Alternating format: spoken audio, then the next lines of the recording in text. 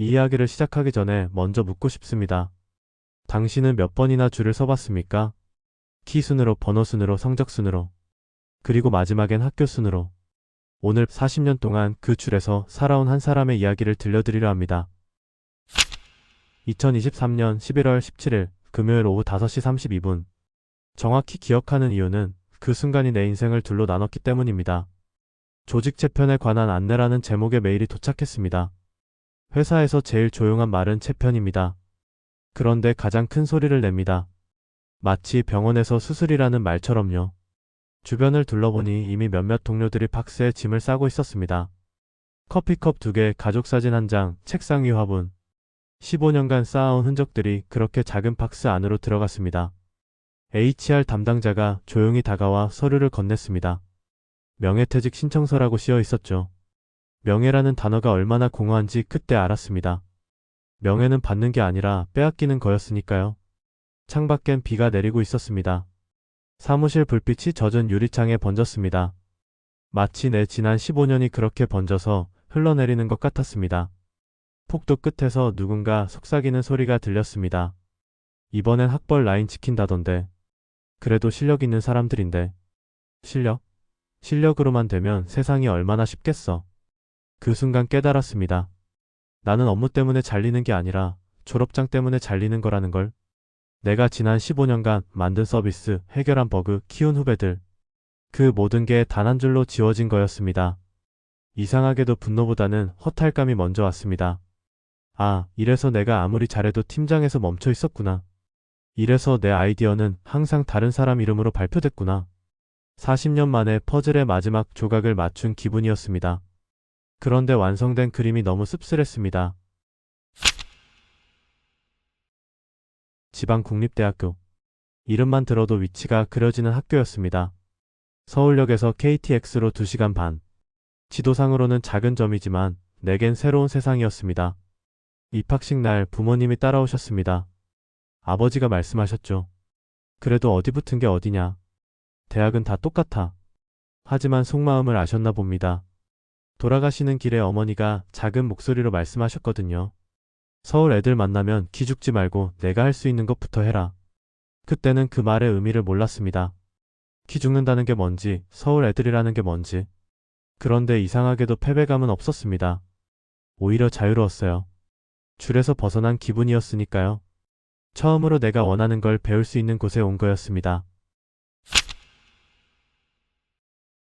전산학과. 요즘 말로 하면 컴퓨터공학과죠.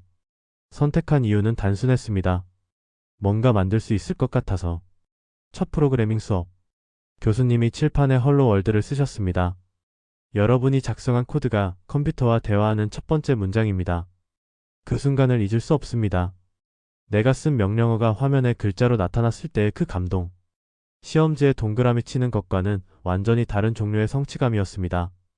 밤늦게 자취방에서 코딩하는 시간이 좋았습니다. 낡은 펜티엄 컴퓨터였지만 그 안에서는 제한이 없었거든요. 버그를 만나면 짜증나기보다는 궁금했습니다. 왜 이렇게 됐을까? 어떻게 해결할까? 2학년 때 첫 번째 앱을 만들었습니다. 학교 도서관 좌석 예약 시스템. 기존 시스템이 너무 불편해서 친구들과 투덜거리다가 그럼 우리가 만들어보자 해서 시작했습니다. 3개월 동안 매일 밤 작업했습니다. 디자인도 서버도 데이터베이스도 처음이었지만 하나씩 배워가면서 완성했습니다. 3학년이 되면서 분위기가 바뀌었습니다. 취업이라는 단어가 일상을 지배하기 시작했습니다. 취업 설명회장에서 현실을 마주했습니다. 대기업 부스는 모두 서울 상위권 대학 학생들로 북적였고 우리 같은 지방대 학생들은 중소기업 부스에 줄을 섰습니다. 같은 전공이라도 같은 실력이라도 출신 학교에 따라갈 수 있는 곳이 정해져 있었습니다. 보이지 않는 선이 그어진 것처럼. 취업 준비 스터디에서 만난 선배가 말했습니다. 현실적으로 생각해. 우리가 대기업 가는 건 로또야. 차라리 중견기업에서 경험 쌓고 이직하는 게 나아. 틀린 말은 아니었습니다. 하지만 씁쓸했어요. 그래도 포기하지 않았습니다. 포트폴리오를 더 탄탄하게 만들었고 언젠가는 이런 것들을 봐주는 회사가 있겠지 생각하면서 100개 넘게 지원했습니다. 서류 합격은 10곳, 최종 합격은 3곳. 그것도 모두 중소, 중견기업이었습니다. 면접에서 항상 받는 질문이 있었습니다. 왜 서울 쪽 대학은 안 가셨나요? 지방에서 올라오시느라 고생하셨겠네요. 우리 회사 선배들 대부분이 서울 출신인데 적응 괜찮으실까요? 질문 뒤에 숨은 의미를 읽는데 시간이 오래 걸리지 않았습니다. 너 여기 맞아? 우리랑 어울릴 수 있어? 레벨이 맞나? 포트폴리오를 자신 있게 설명할 때조차 면접관의 시선이 먼저 가는 곳은 이력서 상단의 학교명이었습니다. 몇 초간 그곳에 멈춘 후에야 내 말에 집중했습니다. 그래도 붙었습니다. 소프트웨어 개발업체였는데 대표님이 실무진 출신이었거든요. 면접에서 직접 코딩 테스트를 보게 했고 결과가 마음에 드셨나 봅니다. 우리는 학교 안 보고 실력으로 뽑습니다. 입사 첫날 그 말을 믿었습니다. 입구가 좁을 뿐 길은 있다고 생각했죠. 하지만 곧 알게 됐습니다. 뽑을 때는 실력으로 봐도 키울 때는 학벌로 본다는 걸. 그게 한국의 조용한 룰이라는 걸. 입사 첫 해 미친 듯이 일했습니다. 새벽까지 남아서 코드를 다듬고 주말에 나와서 문서를 정리했습니다. 지방대 출신이라고 무시당하지 않겠다는 의지가 불타올랐습니다. 결과는 좋았습니다. 담당한 프로젝트는 모두 성공했고 고객 만족도도 높았습니다. 버그는 거의 없었고 일정도 항상 맞췄습니다. 동기들보다 빨리 주요 프로젝트에 투입됐고 고객사에서도 제가 오는 걸 좋아했습니다. 쟤는 확실히 해놓는다는 평판이 생겼죠. 2년 차에는 팀 리더가 됐습니다. 신입사원들의 멘토 역할도 맡았고요. 후배들이 물어보는 게 많아서 자연스럽게 가르치는 일도 늘어났습니다. 그 과정에서 깨달은 게 있습니다. 나는 혼자 잘하는 것보다 팀을 잘하게 만드는데 재능이 있다는 걸. 복잡한 프로젝트를 작은 단위로 나누고 각자의 장점을 살려 배치하고 문제가 생겼을 때 해결책을 찾는 것. 5년이 지날 무렵엔 회사의 핵심 개발자가 됐습니다. 새로운 기술 도입을 제안하면 대표님이 바로 승인해 주셨고 중요한 고객과의 미팅에도 참석하게 해주셨습니다. 이제 됐다 싶었습니다. 실력으로 인정받았다 생각했죠. 하지만 그건 착각이었습니다. 인정받는 것과 올라가는 것은 다른 게임이었으니까요. 7년 차에 과장이 됐습니다. 팀원 12명을 관리하게 됐죠. 회사에서 가장 바쁜 부서였습니다. 매출의 60%를 우리 팀에서 만들어냈거든요. 매월 성과 발표를 했습니다. 서비스 지표는 항상 상승 곡선이었습니다. 고객 만족도 95%, 프로젝트 성공률 98%, 팀원 만족도도 최상위권. 숫자로 보면 완벽했습니다. 하지만 승진 발표가 나올 때마다 제 이름은 없었습니다. 올해는 정말 될 줄 알았는데 성과가 이 정도인데 왜? 대표님을 찾아가 직접 물어봤습니다. 제가 부족한 게 있나요? 대표님은 난처한 표정을 지으며 돌려 말했습니다. 부서장급은 좀 더 폭넓은 네트워킹이 필요해. 대외 활동도 하고 업계 인맥도 있어야 하고. 그 말 뒤에 숨은 진짜 이유를 눈치채는데 오래 걸리지 않았습니다. 회사의 부서장들 프로필을 다시 찾아봤거든요. 전부 서울 상위권 대학 출신이었습니다. 하나의 예외도 없이. 그때 알았습니다. 성과는 숫자로 보고되지만 승진은 지도로 결정된다는 걸. 보이지 않는 선이 제 머리 위를 그어놨다는 걸. 8년차, 9년차. 계속 과장이었습니다. 후배들이 입사해서 차장, 부장이 되는 걸 지켜봤습니다. 그들의 공통점은 하나였습니다. 서울 유명 대학 출신. 실력이 없다는 건 아니었습니다. 다들 똑똑했어요. 하지만 저보다 뛰어나다고 할 수는 없었습니다. 다만 그들에게는 제게 없는 게 있었죠. 학벌이라는 보이지 않는 사다리가. 그 사다리를 탈 수 없다는 걸 인정하는데 10년이 걸렸습니다. 15년 차 되던 해 회사의 변화에 바람이 불기 시작했습니다. 디지털 트랜스포메이션, AI 도입, 조직 혁신. 새로운 용어들이 회의실을 가득 채웠습니다. 새로운 전략 담당 임원이 발표했습니다. 글로벌 경쟁력 확보를 위해 조직을 재편하겠습니다. 핵심 인재 중심으로 슬림하게. 그 핵심 인재가 뭔지는 금세 알 수 있었습니다.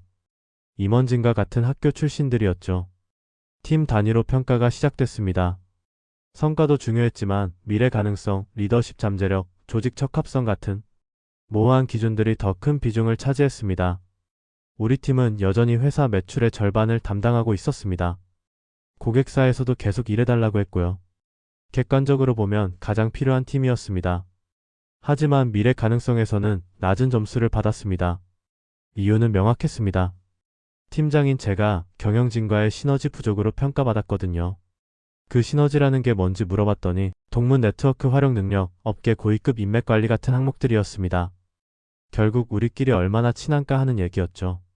15년간 쌓아온 기술적 전문성, 프로젝트 관리 능력, 팀 리더십, 그런 건 중요하지 않았습니다. 중요한 건 어느 학교 나왔나, 누구랑 친한가였으니까요. 그때 깨달았습니다. 실력은 입사할 때만 보고 그 이후는 다른 기준으로 평가한다는 걸. 그리고 그 기준은 바꿀 수 없다는 걸. 2023년 11월 마침내 그 순간이 왔습니다. 효율적 조직 운영을 위한 구조 개선이라는 그럴듯한 제목의 공지가 나왔습니다. 전체 직원의 30%를 줄인다는 내용이었죠. 명단이 돌기 시작했습니다. 공식적으로는 비공개였지만 소문은 빨랐어요.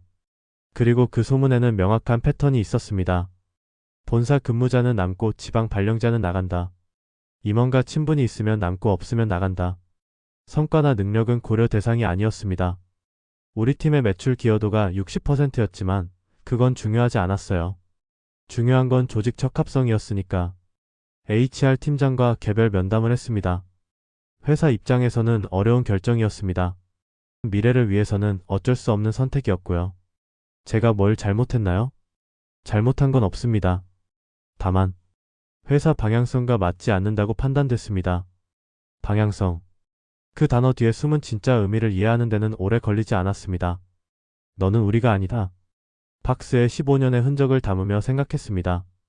나는 정말 열심히 살았는데, 새벽까지 야근하고 주말에도 나와서 일하고 회사를 위해 최선을 다했는데, 하지만 그 모든 게 한순간에 무의미해졌습니다.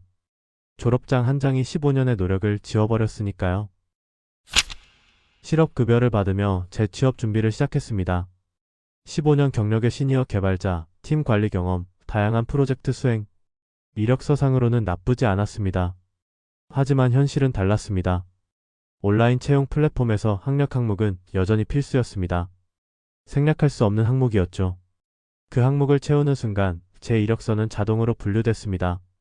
대기업 자회사 서류 불합격, 유명 스타트업 서류 불합격, 중견기업 서류 불합격. 연락이 오는 곳은 소수였습니다. 그마저도 연봉은 57년 전 수준이었어요. 몇 차례 면접을 보러 갔습니다.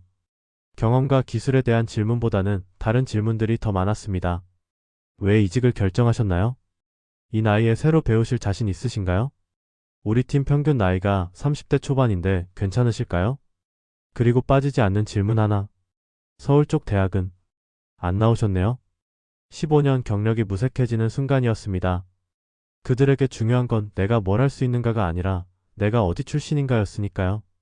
6개월이 지났습니다. 이력서를 보낸 곳이 200군데가 넘었지만 제대로 된 제안은 한 건도 없었습니다. 점점 조건을 낮춰갔습니다. 연봉도 직책도 근무 조건도. 하지만 결과는 마찬가지였어요. 그때 깨달았습니다. 문제는 제 조건이 아니라 제 출신이라는 걸. 아무리 실력을 증명해도 아무리 경험을 어필해도 첫 번째 관문인 학벌에서 막힌다는 걸. 6개월 차에 접어들면서 절망감이 몰려왔습니다. 실업급여도 얼마 남지 않았고 저축도 바닥이 보였습니다. 아이들이 학원에서 돌아와서 물어봤습니다. 아빠 언제 회사 가? 새로운 회사를 찾고 있어. 언제 찾을 거야? 곧 찾을 거야. 거짓말이었습니다. 언제 찾을지 저도 모르겠더라고요. 아내와 심각한 대화를 나눴습니다. 정말 안 되면 다른 일을 생각해봐야 하지 않을까? 다른 일이라고 하면? 프랜차이즈 창업이라든지 아니면 공무원 시험이라든지 40대 중반의 공무원 시험. 현실적으로 불가능한 얘기는 아니었지만 패배감이 밀려왔습니다. 그날 밤 혼자 맥주를 마시며 지난 20년을 되돌아봤습니다. 대학에서 처음 프로그래밍을 배웠을 때의 즐거움, 첫 앱을 만들었을 때의 성취감, 팀을 이끌며 프로젝트를 성공시켰을 때의 보람. 그 모든 게 허상이었을까? 아니면 제가 너무 순진했던 걸까? 실력만 있으면 된다고, 열심히 하면 인정받는다고 믿었던 게? 컴퓨터를 켜서 GitHub을 들여다봤습니다. 그동안 쌓아온 코드들이 그대로 있었습니다. 수백 개의 프로젝트, 수천 번의 커밋. 이 모든 게 의미 없는 건가? 그때 문득 대학 시절 교수님 말씀이 떠올랐습니다. 여러분이 만든 코드가 세상과 대화하는 언어입니다. 맞습니다. 코드는 거짓말하지 않아요. 학벌도 필요 없고 인맥도 필요 없습니다. 착동하거나 착동하지 않거나, 문제를 해결하거나 해결하지 못하거나, 명확합니다. 그렇다면 답도 명확해야 했습니다. 이 게임의 룰을 바꿀 수 없다면 아예 다른 게임을 만들어야 한다는 것. 결정을 내리기 전에 가족들과 진지한 대화를 나눴습니다. 아빠가 새로운 도전을 해볼까 하는데 어떻게 생각해? 첫째 아이가 물어봤습니다. 새로운 도전이 뭐야? 회사를 만들어 보는 거야. 와, 진짜? 그럼 아빠가 사장이야? 아이의 순수한 기대감이 부담스러우면서도 힘이 됐습니다. 아내는 현실적인 걱정을 했습니다. 창업은 리스크가 크잖아. 실패하면? 실패할 수도 있어. 하지만 지금 이대로 계속 취업 시장에서 거절당하는 것보다는 나을 것 같아. 사실이었습니다. 8개월간 200번 넘게 거절당하면서 깨달은 건 기존 시스템 안에서는 제가 설 자리가 없다는 것이었습니다. 그럼 뭘 만들 건데? 그동안 생각해온 아이디어를 설명했습니다. 중소기업의 업무 효율성을 높여주는 사스 플랫폼. 복잡한 엑셀 업무를 자동화하고 실시간으로 데이터를 분석해주는 서비스. 현장에서 15년간 일하면서 봐온 문제들이야. 모든 회사가 비슷한 고민을 하고 있어. 그런데 해결책은 없더라고. 아내가 조심스럽게 물어봤습니다. 혼자 할 건 아니지? 팀이 필요하지 않을까? 맞아. 하지만 기존 방식으로는 안 돼. 학벌로 뽑고 인맥으로 일하는 방식으로는. 그때 둘째 아이가 말했습니다. 아빠, 그럼 아빠처럼 잘하는 사람들만 모아서 팀을 만들면 되잖아. 아이의 말에서 답을 찾았습니다. 실력 있지만 기회를 얻지 못한 사람들. 저와 같은 처지의 사람들. 그런 사람들과 함께 새로운 게임을 만드는 거죠. 그날 밤 가족들의 응원을 받으며 결심했습니다. 더 이상 남이 만든 줄에 서지 않겠다고. 내가 직접 문을 만들겠다고. 2024년 5월 작은 카페에서 첫 계획을 세웠습니다. 노트에 크게 썼습니다. 입구를 바꾸면 풍경이 바뀐다. 15년간 남의 문으로 들어가려고 애썼습니다. 그 문의 기준에 맞추려고 노력했고요. 하지만 그 문은 애초에 저를 위한 문이 아니었습니다. 그렇다면 답은 명확했습니다. 새로운 문을 만드는 것. 학벌이 아니라 실력으로, 인맥이 아니라 성과로 평가받을 수 있는 문을. 첫 번째 제품 아이디어는 명확했습니다. 중소기업의 업무 자동화 솔루션. 제가 15년간 현장에서 경험한 문제를 해결하는 서비스. 시장 조사를 해보니 놀라운 사실을 발견했습니다. 90% 이상의 중소기업이 여전히 엑셀로 모든 업무를 처리하고 있었습니다. 재고관리, 매출 분석, 직원관리까지. 왜일까? 기존 솔루션들이 너무 복잡하고 비쌌거든요. 대기업 위주로 만들어진 시스템이라 중소기업에는 맞지 않았습니다. 여기다. 확신이 들었습니다. 중소기업도 쉽게 쓸 수 있는 간단하면서도 강력한 도구를 만들자. 복잡한 기능은 빼고 정말 필요한 핵심 기능만. 재고 관리와 매출 분석 2가지만. 3개월 후 출시를 목표로 개발 계획을 세웠습니다. 하지만 혼자서는 불가능했어요. 자인 프론트엔드, 백엔드, 데이터베이스. 모든 걸 혼자 할 수는 없으니까요. 팀이 필요했습니다. 하지만 어떻게 모을 것인가? 돈도 없고 회사도 없고 비전만 있는 상황에서. 그때 떠올린 게 제 경험이었습니다. 저처럼 실력은 있지만 기회를 얻지 못한 사람들이 분명 있을 거라고. 그런 사람들과 함께하면 되겠다고. 첫 번째 팀원 모집 공고를 올렸습니다. 하지만 기존과는 완전히 다른 방식으로요. 학력, 연령, 사진 첨부 금지. 포트폴리오와 기터브 링크 필수. 4시간 내 간단한 과제 수행. 공고를 보고 연락 온 사람들의 반응이 재미있었습니다. 학력을 안 써도 되나요? 처음 보는 공고네요. 과제가 있다고 하는데 어떤 식으로 평가하시나요? 정말 실력만 보시는 거예요? 네, 정말 실력만 봤습니다. 첫 번째 지원자는 30대 초반의 프론트엔드 개발자였습니다. 전문대 출신의 비전공자였지만 포트폴리오가 정말 인상적이었어요. 과제도 깔끔하게 해결했고요. 화상 면접에서 물어봤습니다. 왜 우리 팀에 지원하셨어요? 실력으로 평가받고 싶어서요.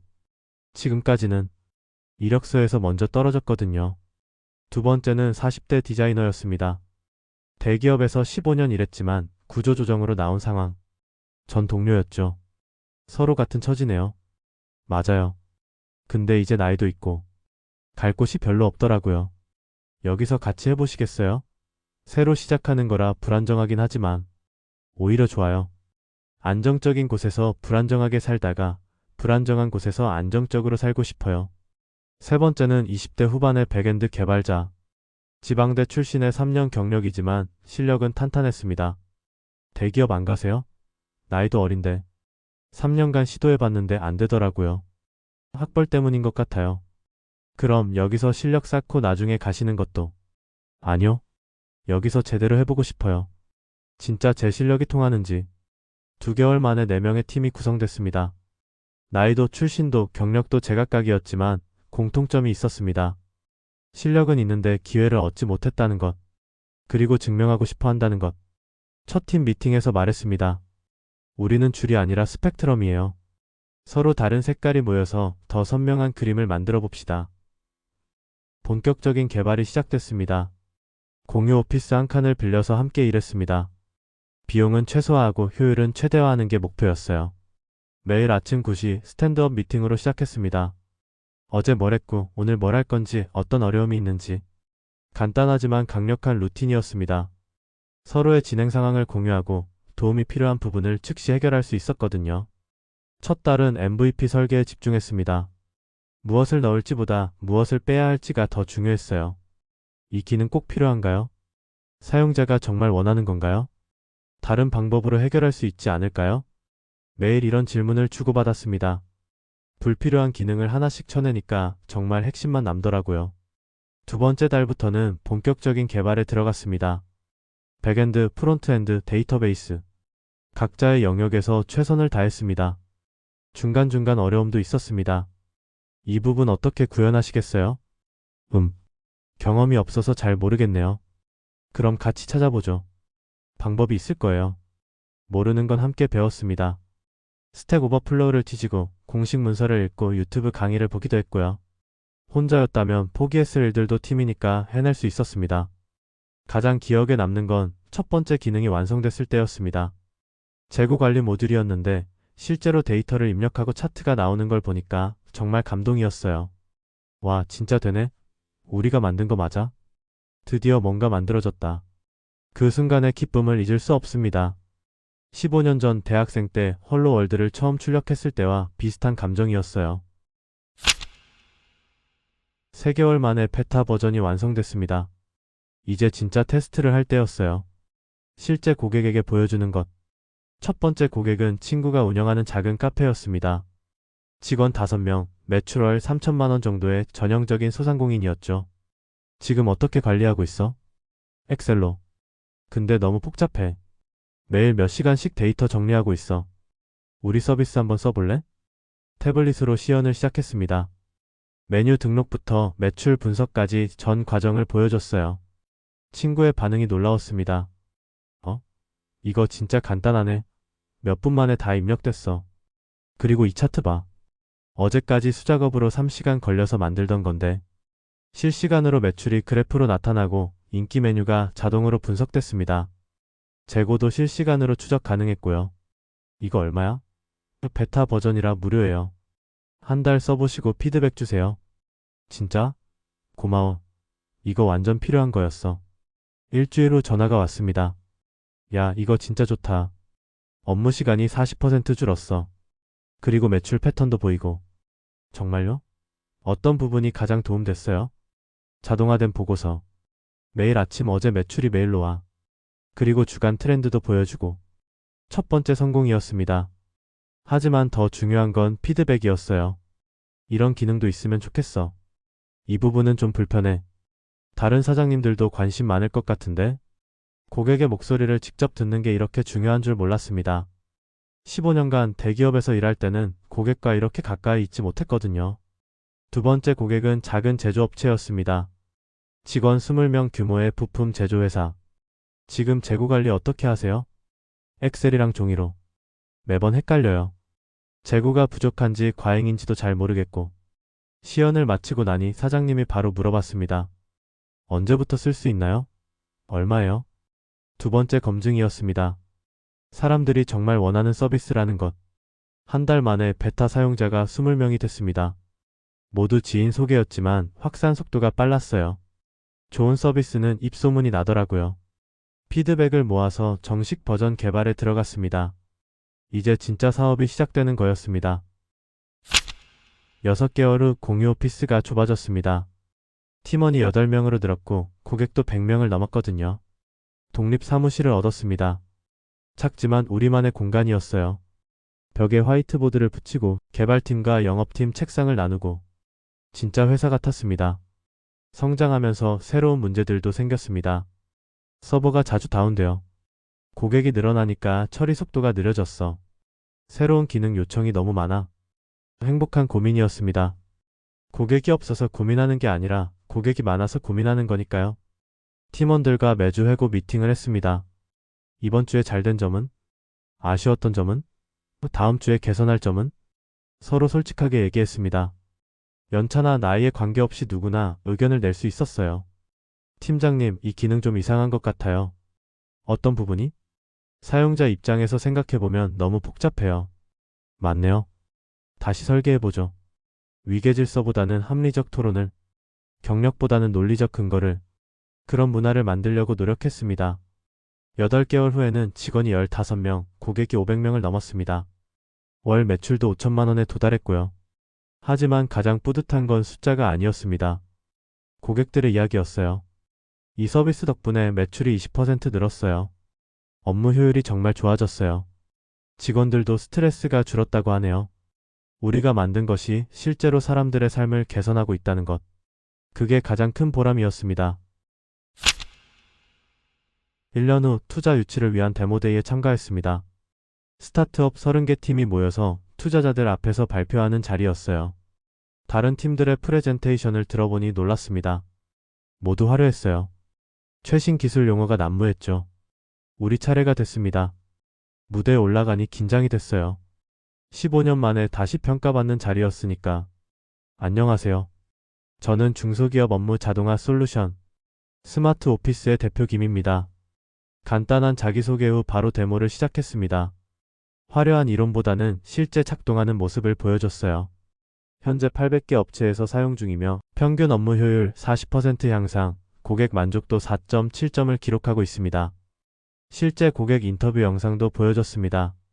이 서비스 쓰고 나서 매출이 30% 늘었어요. 직원들이 야근을 안 해도 되니까 회사 분위기가 좋아졌어요. 프레젠테이션이 끝나자 질의응답 시간이 시작됐습니다. 투자자 한 명이 물어봤습니다. 창업자분 어느 학교 나오셨어요? 그리고 이전 경력은? 순간 정적이 흘렀습니다. 예상했던 질문이었지만 실제로 받으니 긴장됐어요. 미소를 지으며 대답했습니다. 저는 지방 국립대 출신입니다. 그리고 15년간 현장에서 개발자로 일했습니다. 학교보다는 저희가 만든 결과물로 평가받고 싶습니다. 뒤쪽 슬라이드로 넘어갔습니다. 팀 소개 페이지가 나타났어요. 저희 팀은 다양한 출신과 경험을 가진 사람들로 구성되어 있습니다. 중요한 건 어디서 왔느냐가 아니라 무엇을 만들어내느냐라고 생각합니다. 그 다음 슬라이드에는 팀 성과 지표가 나타났습니다. 월 배포 빈도 15회, 버그 발생률 0.2%, 고객 이슈 해결 시간 평균 2시간. 저희는 숫자로 말합니다. 관객석에서 박수가 터져나왔습니다. 투자자들도 고개를 끄덕이며 메모를 하더라고요. 발표가 끝나자 여러 투자자들이 다가왔습니다. 미팅 시간을 잡고 싶습니다. 투자 조건을 논의해보죠. 팀이 정말 인상적이네요. 그 순간 알았습니다. 세상이 바뀌고 있다는 것을. 아직 느리지만 분명히 변화하고 있다는 것을. 투자를 받고 나서 가장 먼저 한 일은 채용 프로세스를 체계화하는 것이었습니다. 우리의 가치관을 실천할 수 있는 시스템을 만들고 싶었거든요. 채용 공고를 다시 작성했습니다. 학력, 나이, 성별, 사진 첨부 절대 금지. 포트폴리오와 기터브 노션 링크 필수. 실무 과제 중심의 블라인드 평가. 코드 리뷰와 문제 해결 과정 중시. 처음 보는 사람들은 놀랐습니다. 정말 학력을 안 봐도 되나요? 나이 제한이 없다고요? 경력이 짧아도 상관없나요? 네, 상관없었습니다. 중요한 건 지금 무엇을 할 수 있느냐였으니까요. 면접도 기존과 달랐습니다. 자기소개나 지원 동기 같은 뻔한 질문 대신 실제 업무 상황을 시뮬레이션했어요. 이런 문제가 생겼을 때 어떻게 접근하시겠어요? 이 코드에서 개선할 점을 찾아보세요. 사용자가 이런 불만을 제기했다면 어떻게 해결하시겠어요? 지원자들의 반응이 흥미로웠습니다. 이런 면접은 처음이에요. 긴장되면서도 재미있네요. 드디어 제 실력을 보여줄 수 있는 기회가 생겼어요. 다른 회사에서는 이런 걸 물어보지 않던데요. 그렇게 뽑힌 팀원들은 정말 다양했습니다. 20대부터 50대까지, 전공자부터 비전공자까지, 서울 출신부터 해외 거주자까지. 하지만 공통점이 있었습니다.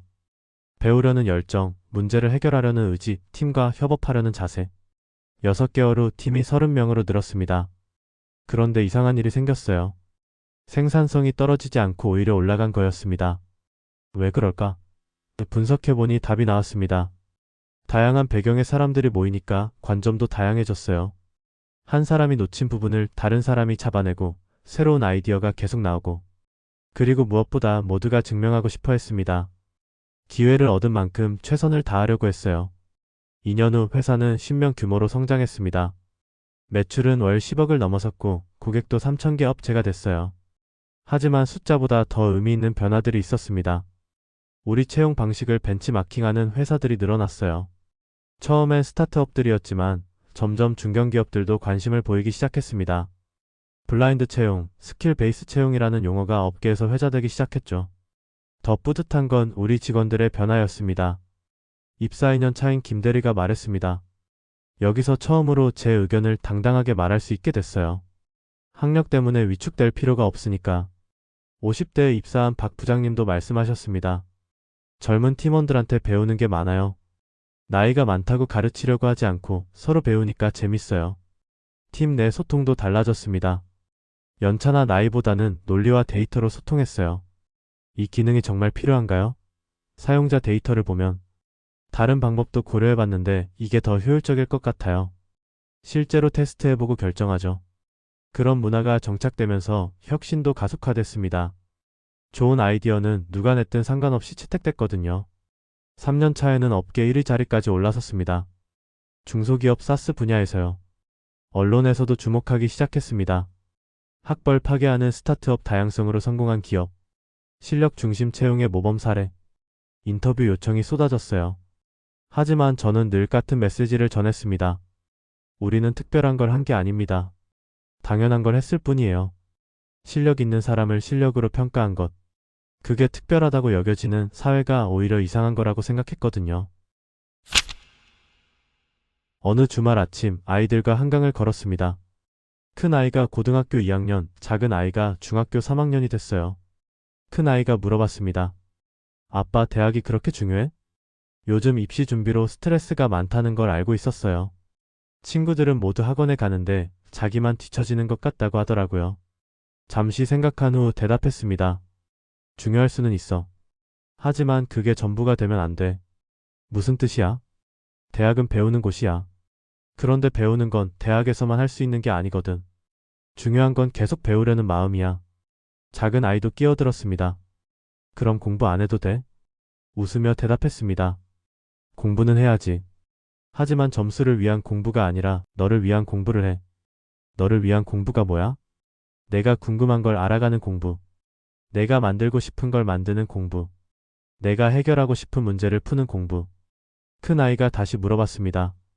그럼 아빠는 왜 힘들었어? 실력이 있었는데도? 정직하게 대답했습니다. 사회가 그런 시스템이었으니까. 실력보다는 출신을 먼저 보는. 하지만 그게 바뀌고 있어. 아빠 같은 사람들이 조금씩 바꿔가고 있거든. 우리도 그렇게 될까? 너희는 다를 거야. 너희가 살아갈 세상은 지금보다 훨씬 공정할 거야. 그리고 너희가 그렇게 만들어갈 거고.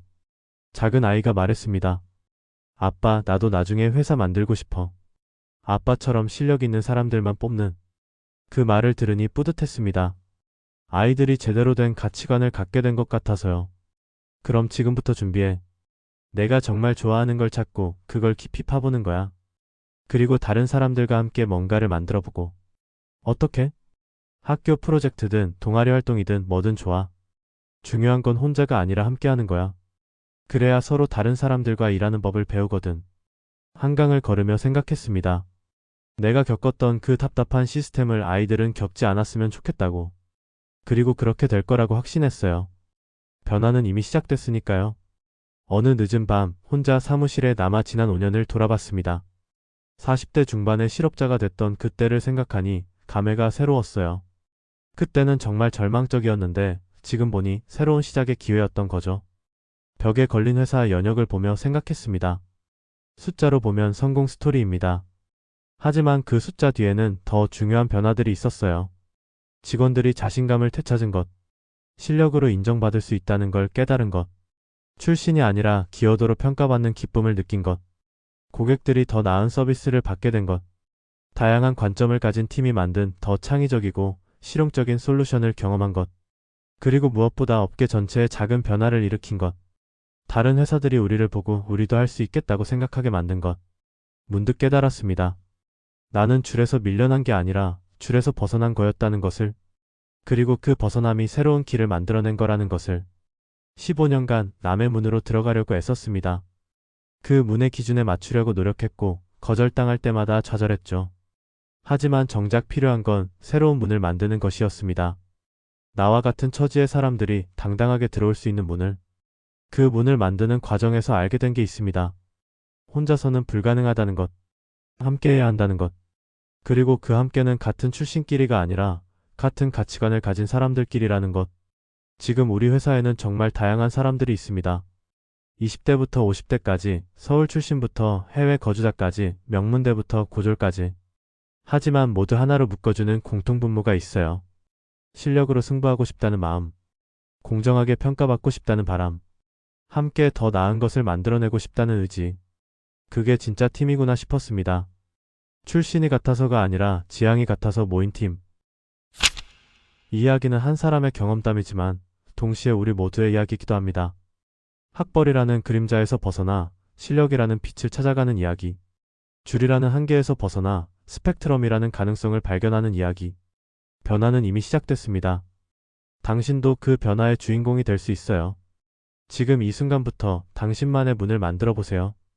그리고 그 문을 통해 들어올 수 있는 사람들을 기다려 보세요.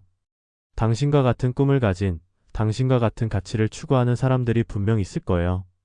함께하면 불가능은 없습니다. 함께하면 세상을 바꿀 수 있습니다. 이것이 제 이야기의 끝이자 새로운 시작입니다.